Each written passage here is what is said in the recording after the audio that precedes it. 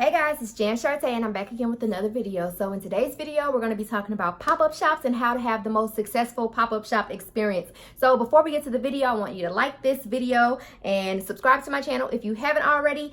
And now let's get to the video.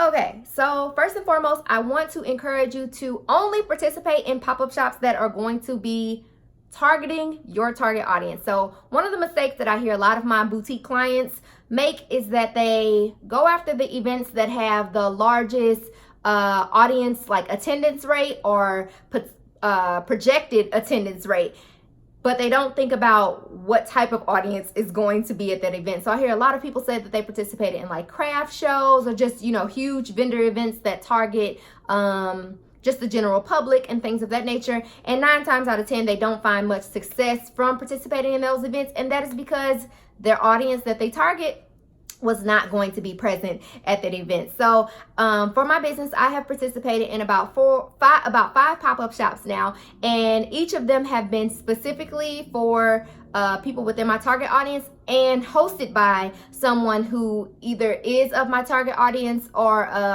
who has a business that also targets the same audience that I do. So you want to make sure that you are choosing events that are going to be beneficial to you in the long run. So you're probably wondering, how do you go about making sure that that is the case? I mean, honestly, you want to just ask questions. You can kind of just look at the person that's hosting the event, the type of business that they run, the people that interact with that person or that person's business on a regular basis, and kind of get an idea of what type of event it's going to be. If it has the word craft in it, it's not for you. If there are not going to be people there with the intentions of spending money on merchandise, you probably don't want to participate in that event. So if it's a lot of like service related businesses that are going to be setting up booths there, and you're going to be one of the very few vendors that are going to be selling merchandise, probably not the event for you. So ask the host questions to see, what type of event that it's going to be, what type of crowd is projected to be there. If this is an event that they've done before, ask what type of crowd came the last time, how many people did they estimate attended last time, and things of that nature. You want to make sure you're asking questions and not just going into it blindly based on the number of people that you project to be there. Okay, so next, I want you guys to think of these events as if they are your own. So if you're not hosting this pop-up shop yourself and it's like a vendor event that you're going to be participating in, think of it as if it is your own event. So in doing so, one of the things that I recommend is that you create a flyer for yourself. So for most of the events that I participated in, the host has provided a general flyer for us to share on our social media pages and things of that nature. Completely grateful that they did that. However, I have a brand aesthetic that I go by. I have brand colors. I have a font that I use and all that. I want my picture to be on the flyer. So I take the time to create a flyer that resonates with my brand and essentially makes it look like this is my event. So by no means am I just like completely scratching off the person's name or the name of their event or any of that. I'm making it 100% clear that this is whoever's event. This is the name of the event. I'm going to be present there, and I make my business basically take precedence over this flyer. So I don't know what the flyers look like for the events that you guys participate in. Just know that you have the right to create a flyer. After I've paid my money to be a vendor at anybody's event or to have a table or a booth or whatever that is, this is just as much my event as it is yours at this point. I didn't pay my money to just be a small part of it. I paid my money so that I could make some money. So I'm going to do whatever I can to make some money. And one of those things that I'm going to do is make my own flyer. Secondly, you can create your own event page. So on Facebook, you can create a free event page. And again, you don't have to, completely discredit the person who is actually hosting the event. But the name of the event can be Brazen Boutique Pop-Up Shop. And then in the description, you say Brazen Boutique will be participating in whatever event on this day and this time at this location. That's it. This is just as much my event at this point as it is yours. I have not discredited you. I have not made it seem like this is just my event that I'm throwing myself. I have mentioned you. I have given you your credit, but I'm gonna make my own little event page. Along with that, you want to promote this event as much as possible. Promote it as if it is your own event. So a lot of people kind of just rely on the event host to promote it because it's their event. They might, you know, share that person's post a couple times, or maybe share the flyer a couple times. No. I want my audience to come out and shop. The people that follow me on social media, if they haven't shopped with me before, maybe they've been waiting for the opportunity to try the merchandise on, or to, you know, feel the merchandise in person and things of that nature. I'm going to make sure that I am sharing the fact that I'll be participating in this event as often as I possibly can, so that I can get my audience out there to this event. So my tip here is to treat this event as if it is your own. Treat it as if this is your boutique's pop-up shop, and that's it. That's all. Okay, so my next tip is to provide something exclusive to the people that are going to be participating in this event, or the people that are going to be attending this event. So for example, this weekend I'm participating in a pop-up shop, and what I'll be offering the people that attend is 15% off any regular price merchandise, and they'll also get first dibs on the markdowns that I'll be doing that day. So on Saturday this week, that's the day I have scheduled for my next markdowns. So I won't be putting those markdowns up on my website just yet, because I'll be allowing the people that are attending the pop-up shop to shop those markdowns prior. And that's something that I've listed on my flyer for people to know. So that's giving them an extra incentive to come out and shop. Next month in November, I'll be participating in a event that I've participated 2 times now, and I've had great success from that event. So this one is actually going to be about a week before Thanksgiving, Black Friday, and all that. So at this event, I'll be offering the attendees an exclusive first peek at my Black Friday collection. So I have a specific collection that's going to launch on Black Friday, and at this event they'll be able to get first dibs on that collection. So not the entire collection, but they'll get to see a bit of it, and they'll also get a discount just like the event that I'm participating on Saturday. So your exclusive whatever doesn't have to necessarily be a discount. It could be just exclusive access to something that the people on your website or the people that follow you on social media won't get to see until a later time or date. So my tip here is to provide something exclusive to the people that are going to be attending that event. Okay, and so my last tip, and I'm actually going to give you a brief demonstration in this tip, but my last tip here is to make your booth or table or racks or whatever materials you're bringing with you, you want to make sure that they stand out and draw attention to your space.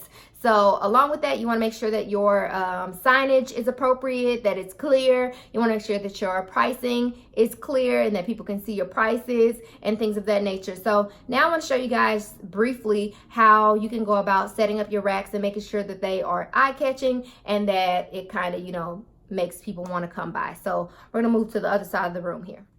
Okay, so before we get over here to the racks, I wanted to show you guys some of the materials that you can bring along with you to your pop-up shop. So some of the things you might want to bring, obviously, are bags for people to put the merchandise in that they purchase. You might want some sign holders, maybe some coupons or some type of handout to give to your customers, or maybe just the people that pass by your table or booth.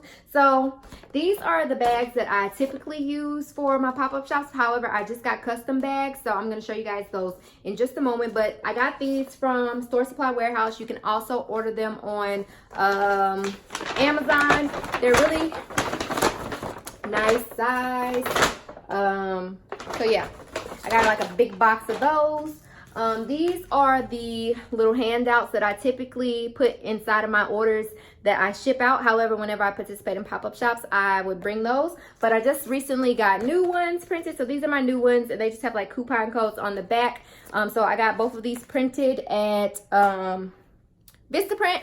I know some people like to use plastic bags, which is totally fine. However, I would recommend, if you have brand colors, to find some plastic bags in your brand colors. It's going to be cheaper than buying the paper bags. So I also have these pink bags, which I actually have never used, but I purchased them a while ago because pink is one of my brand colors. So those also came from Amazon.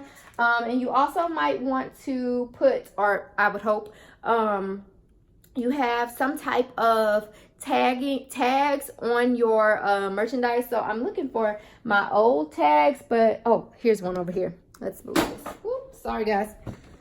there is, woo, these are my old tags that I used to put on my merchandise, and then they're blank on the back, and I will put the price on the back of the merchandise. And then these are my new ones that I just recently got printed. I got them printed by a company in China, which I found at Magic. And then these are my new shopping bags, which I got in 2 different sizes. I'm super excited about those. So, oh, and then one more thing. Sign holder. I have a couple of these in different sizes, and I believe this size is like 5 by 8, and then I have an 8.5 by 11. So I usually just print a flyer or design a flyer on like Canva that I can cut out and put in here. I have a laminator machine, so I usually just laminate it, slide it inside of here, and then I have signage that I can put on my table. So those are just a few materials, and now we're gonna get over to these racks. Okay, so you want to make sure that your racks are set up in a way that is organized, that's eye-catching, that makes sense for people as they're shopping. So if you go to like the malls or a store, one of your favorite stores, you may notice that like on the racks, things are organized in a way that it kind of builds outfits, and essentially sometimes you might actually want to just like grab the whole rack because everything on the rack kind of goes together, or in a way the pieces are pairable. So this is just an example really of, not this currently, but how you could go about organizing your rack. So first and foremost, not saying you need to use wooden hangers, but you want to make sure that your hangers, first and foremost, are consistent. So don't do like wooden and then you got the random, you know, plastic hangers that the merchandise comes on, and then you got your random, you know, plastic hangers that you got from Walmart and things like that. You want to make sure that your hangers are consistent first and foremost. And so when I first start organizing my racks, I pay attention to what my color palettes are currently. So for instance, this rack has lots of rainbow-ish designs, and then lots of yellow and a little bit of neon. So like I have yellow here, there's yellow here, there's yellow here, and then there is yellow here. So I try to organize things in a way that, one, all of that yellow stuff is not standing or positioned right next to each other, because that's a bit of an eyesore. And then I try to pair either in front or behind those items things that are either complementary or that have that color in it. So for example, this tank top or crop top here has just a hint of yellow in it, but it also has pink. Not the hottest of pink, but still it has a bit of yellow. So that's right in front of it. There are pants that match that shirt, which are in here. They're not necessarily right next to each other, because I know that there are other things in this or on this rack that could be paired with. So like I wear this tank or crop top with jeans all the time. Obviously I don't have any jeans, but like I could wear it underneath this jacket, you know? So thinking about how else I could pair these things, depending on what your style is. You know, you might wear this pink jacket with the striped pants, or the yellow jacket with the striped pants, things like that. If you are into mixing colors, you might wear a pink dress with a yellow jacket, things of that nature. Again, these are just examples. But as I'm organizing my racks, I'm constantly thinking about like what pieces people can pair together. I'm also thinking about how I can present it to the customer as they are shopping the racks and looking at the merchandise. So I might, you know, show them, maybe I notice that they're looking at the pants. I might, they have the pants in their hand, and I might pull out the shirt and say, just so you know, there's a shirt that matches those pants. Or maybe I can say, you know, those pants look really great with this jacket. Things like that. These biker shorts would look super cute with this windbreaker. So things like that. You want to make sure that you are aware, one, of what's on your rack, and two, of things that are on your racks that are capable of being paired together and that you can recommend to your customers. Because once you've gotten them to basically like commit to one item, it becomes a little bit easier for them to commit to a second one, especially if it matches or is complementary to the item that they have in their hand. So I have another rack here. I haven't went through and picked out the items that I'm going to be taking for the pop-up shop yet. More than likely it'll be the stuff that's on this rack. But looking at the rack, you can see that like the colors from here are all basically within the same color story. So when I have items that are printed and things like that, I'm making sure that I am not pairing printed thing after printed thing after printed thing. I'm trying to make sure that I put something solid in between each printed thing. So for instance, I have these leopard print biker shorts right behind a leopard print pair of pants. So I might find something black that I could mix in between it.